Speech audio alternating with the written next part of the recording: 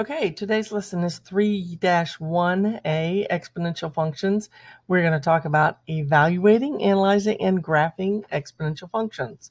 So as I go through this, you're going to be doing your work in Delta Math, so I'm going to kind of gear it towards those problems. So exponential function, this is when our rate of change is not constant. When we've had a line, it's been constant, but we actually have every y value is multiplied by the same number. Now, if that number is bigger than 1, it's going to be growth. If it's less than 1, it's going to be decay. Okay? The important information that you have to remember about these functions: the domain, all real numbers; the range, 0 to infinity. It does not include 0, so there's parentheses on both of these. They both intersect the y-axis at 0, 1. They both have an asymptote at y equals 0. So they're never going to cross the y-axis, which is why we don't have an x-intercept, okay, and why there's no bracket here. So they're both getting closer and closer to the x-axis, but never touching it. That's our asymptote. The end behavior, remember, this is the left arrow, this is the right arrow. So on growth, the left arrow is going to 0, and the right arrow is going to infinity. On decay, the left arrow is going to infinity and the right arrow is going to 0. And they are both continuous over all real numbers. So the big thing that I'm always doing, and I think part of your goal should be to see an equation and recognize what the graph looks like and then know some key points on the graph.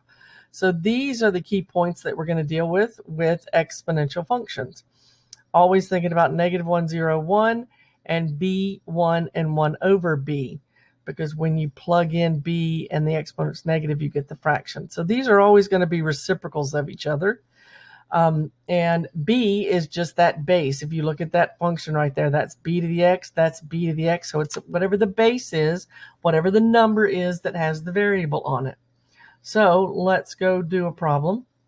It says, sketch and analyze the graph of each function. Describe its domain, range, intercepts, asymptotes, and behavior, and where the function is increasing or decreasing. So that's all of this that we're going to answer after we graph it.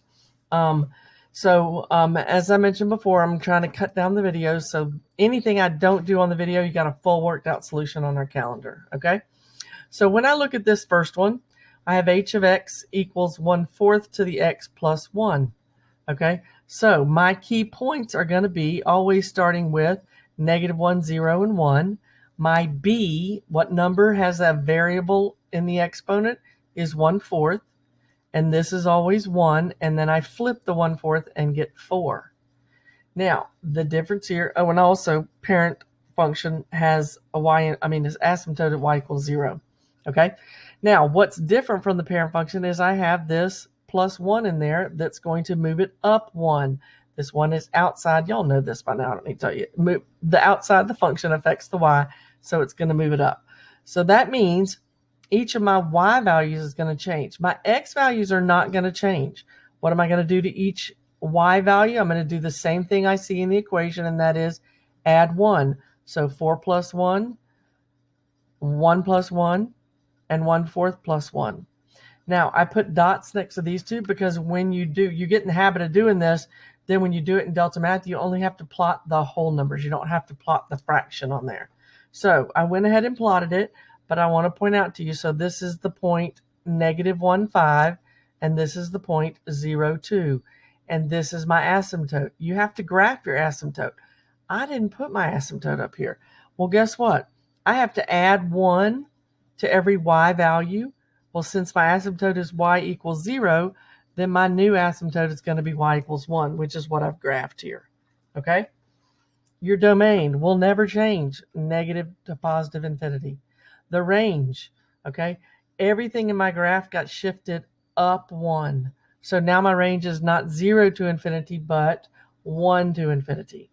My intercepts, I can get it straight off my table, 0, 2, if I can't see it on my graph. My asymptotes, we found y equal to 1. End behavior, okay, so I have a left arrow and a right arrow. Okay, my left arrow is going up to infinity. My right arrow is going to not 0, but 1. It is never increasing and always decreasing, so we say the same thing as our domain.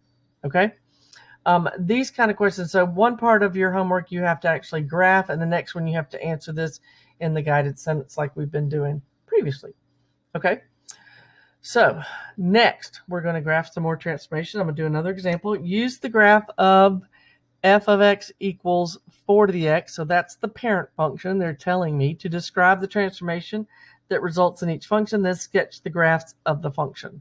So I'm going to do this middle one, 2b, mx equals negative 4 to the x plus 2.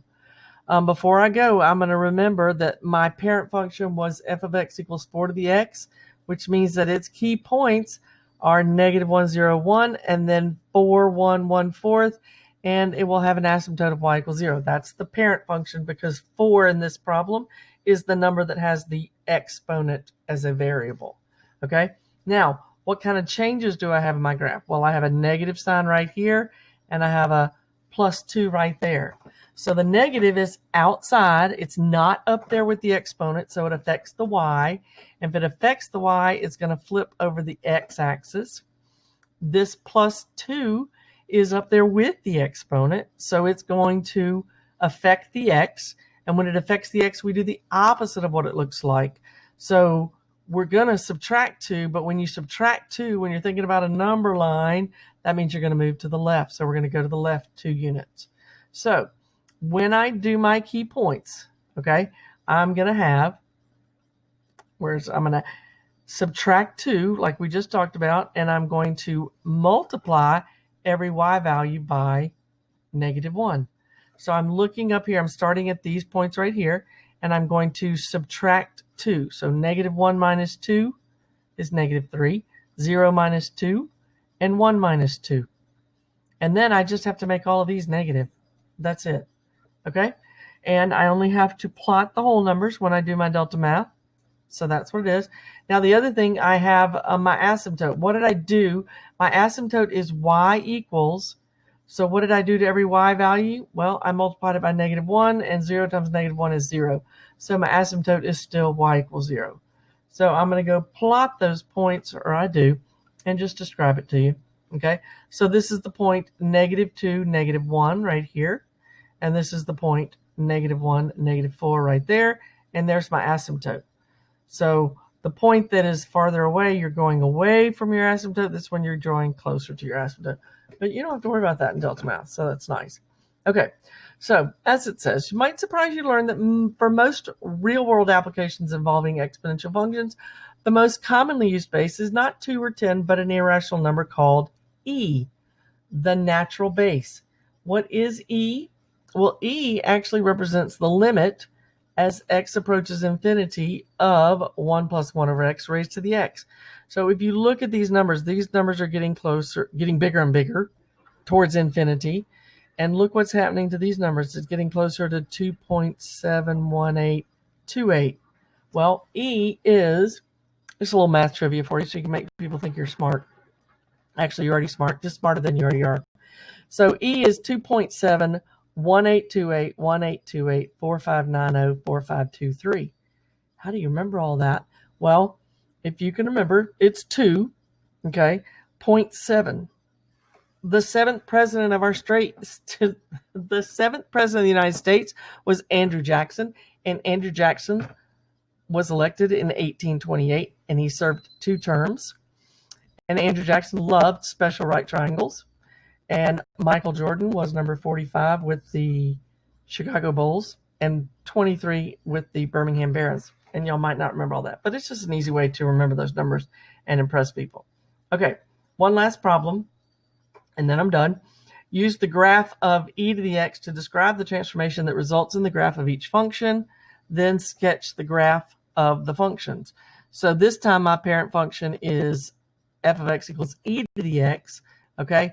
And so my key points still have negative 1, 0, 1, but my base is e, and this is always 1, and that's going to be 1 over e. Still have an asymptote of y equals 0. So the one I'm going to do is the one in the middle again. R of x equals e to the x minus 5.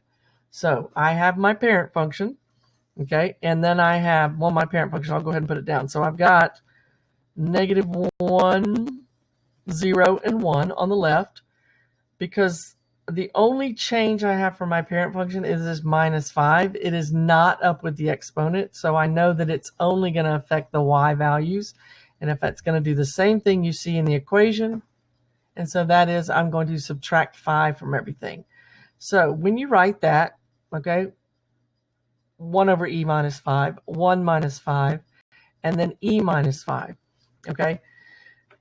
The y equals 0 is my asymptote, and if I subtract 5 from 0, I get negative 5. So I do have a new asymptote this time, something for you to pay attention to when you're doing these problems, because you always have to graph that asymptote. And to graph these numbers, basically you can just put them into the whole numbers that we would have. That one and this one is close enough because we're going to graph it like that.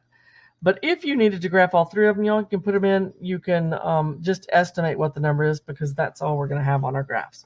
So here is our graph.